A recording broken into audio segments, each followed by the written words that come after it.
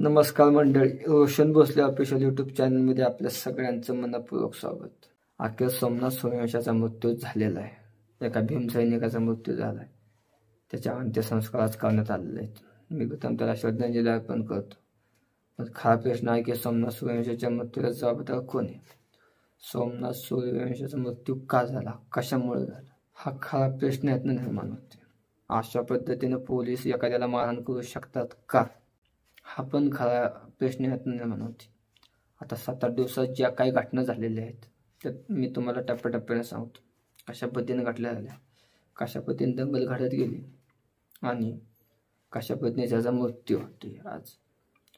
म्हणजे 4-5 दिवसांच्या पूर्वी विश्वरत्न डॉक्टर बाबासाहेब आंबेडकरांची पुतळा आहे परभणी जिल्ह्याच्या जिल्हाधिकारी कार्यालयाच्या समोर. त्या पुतळ्याच्या शेजारी जी प्रत ठेवलेली असते संविधानाची, त्या प्रत ठेवलेली असते, त्याची विटंबना करायचं काम एका समाजकंटक कोणतरी करतं. त्याची विटंबना केल्यानंतर निषेध होणार, बंद पुकारले जाणार, हे घडणार. तर त्या भीमसैनिकांनी काय केलं, कलेक्टर ऑफिसला सांगितलं की आम्ही आता निषेध करत आहे, बंद ठेवत आहे. मग कलेक्टरांनी मला, पोलिसांनी मला अतिरिक्त फौजफाटा तैनात करायला पाहिजे होता.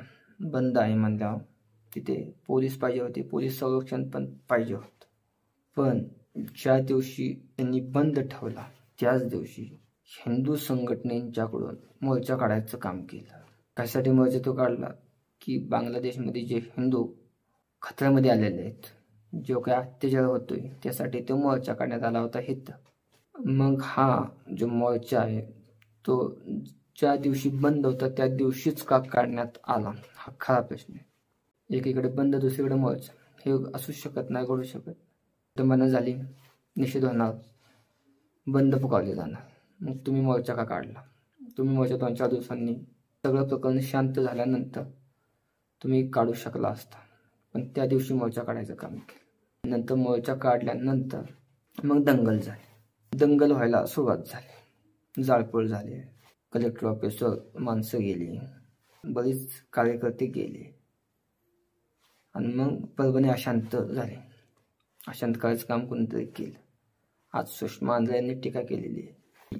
जो काही हिंदू संघटनेच्याकडून मोर्चा काढलेला आहे, सुषमा आंध्रेंनी टीका केली, मी नाही केली, सुषमा आंध्रेंनी सांगितलेले.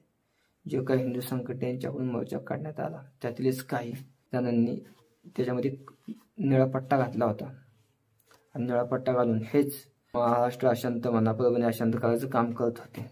तेच जाळपोळ करत होते, तेच मारहाण करत होते आणि दंगल घडल अशी परिस्थिती निर्माण करत होते. हिंदू संघटनेच्याकडूनच हे करण्यात आले असं टीका सुषमा आंध्रे यांनी केलेली आहे.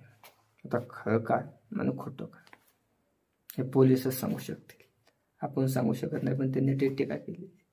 पण मोर्चा तर काढण्यात आला हे खरे, त्या दिवशीच मोर्चा तो काढण्यात आला. आणि हा मोर्चा कोणाच्या सांगण्यानं काढला जाऊ शकतो हे काय तुम्हाला सांगायला नको. ते जनतेला सगळं माहिती आहे मोर्चा कोणाकडून काढण्यात येऊ शकतो. मग हा मोर्चा त्या दिवशी काढण्यात आला. मग त्या दंगलीमध्ये जे काही घटना घडतात, जाळपोळ होती, मग तिथं पोलीस मारहाण करतात. त्या भीमसैनिकांना म्हणा, बऱ्याच जणांना मारहाण करतात, कार्यकर्त्यांना म्हणा. मग हा जो सोमनाथ सूर्यवंशी असतो तो तिथे व्हिडिओ काढत असतो त्या मारहाणीचा.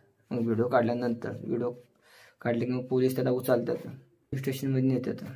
त्याच्या काही गुन्हा टाकायच्यात ते गुन्हा टाकतात आणि त्याला बेदम मारतात. एवढं मारतात की त्याचा मृत्यू होतो. त्याच्या सगळ्या शरीरावर जखमा असतात, फ्रॅक्चर्स असतात. त्याला बरंच मारण्यात येतं. ते सगळे फोटो म्हणा, चॅनलवर म्हणा, ह्याच्या वेबसाईटवर म्हणा, यूट्यूबवर मिळतातच फोटो. बघा कशा पद्धतीने मारलेले आणि त्याचा मृत्यू झालेला आहे. मग अशा पद्धतीनं मारायचा पोलिसांना अधिकार आहे का? अशा पद्धतीनं का मारलं? म्हणजे सोमनाथ सूर्यवंशीचा मृत्यू ह्या दंगलीतून घडलेला आहे. जी दंगल झाली त्यातून हा मृत्यू घडलेला आहे. पोलिसांनी मारलेले व्हिडिओ, मग जो व्हिडिओ तो काढत होता ते व्हिडिओ शूटिंग, त्यामध्ये नक्की काय होतं, पोलीस कोणाला मारत होते, कशा पद्धतीने मारत होते, यातनं स्पष्ट होते, यातनं दिसतं. त्या व्हिडिओमध्ये नक्की त्याच्या काय होतं, त्याला तुम्ही डायरेक्ट थेट मारून टाकता. आणि त्याच्यानंतर पोलीस सांगतात की ह्याला अटॅकनं हा मेलेला आहे. आणि लगेच पोस्टमॉर्टम रिपोर्ट होती आणि पोस्टमॉर्टम रिपोर्टमध्ये सांगतात की हा पोलिसांच्या बेदम मारहाणीतून ह्याचा मृत्यू झालेला आहे. त्याला एवढं मारलं यातून त्याचा मृत्यू झाला. म्हणजे पोलीस पण खोटं बोलायचंच काम करतात. कुणाला वाचवताय तुम्ही? कशासाठी वाचवताय? एकीकडे विटंबना करण्यात येते, दुसरीकडे लगेच मोर्चा निघती. मोर्चा निघाल्यानंतर लगेच दंगल घडती. म्हणजे हा आपला परभणी जिल्हा महाराष्ट्र अशांत करायचं काम कोण होते? त्यातूनच सोमनाथ सूर्यवंशीचा मृत्यू होतो. म्हणजे कशा पद्धतीने घटना घडतात त्या बघा. आणि ह्या घटना सरकार आल्यानंतर घडतात. बीजेपी सरकार आल्यानंतर ह्या घटना घडायला सुरुवात होते. म्हणजे ह्या घटना का काढवल्यात? भीमा कोरेगाव प्रकरण पण मागं झालेलं आहे. कोणी केलं, काय केलं, सगळं जनतेला माहिती. कोण आपला महाराष्ट्र अशांत करायचा प्रयत्न करते, कोण जाती जातीमध्ये भांडणं लावायचं काम करते, कोण धर्माधर्मामध्ये भांडणं लावायचं काम करते. आणि महाराष्ट्राचा बांगलादेश बनवण्याचं काम कोण करते?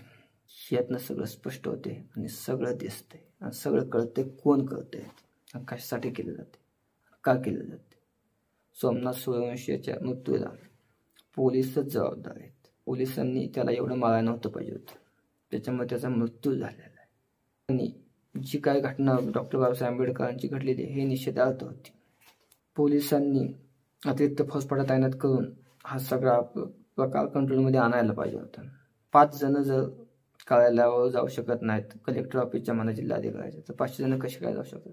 हा पण प्रश्न सुषमा आंध्रांनी उपस्थित केला. त्याच्यामुळे ह्या घटना अशा कशा पद्धतीने घडलेल्या आहेत ते तुम्ही लक्षात घ्या. आणि परभणी जिल्हा म्हणा महाराष्ट्र अशांत करायचंच काम यातनं करण्यात येते. आणि ह्यातून मनोवादच सगळा दिसतो. हा जो काय तो मनोवाद आहे.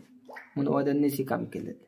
तर हे सगळं तुम्ही लक्षात घ्या. याचा सगळा मी ज्या निषेध करतो आणि हा व्हिडिओ इथंच थांबवतो. व्हिडिओ आवडला असेल तर चॅनल सबस्क्राईब करा. धन्यवाद.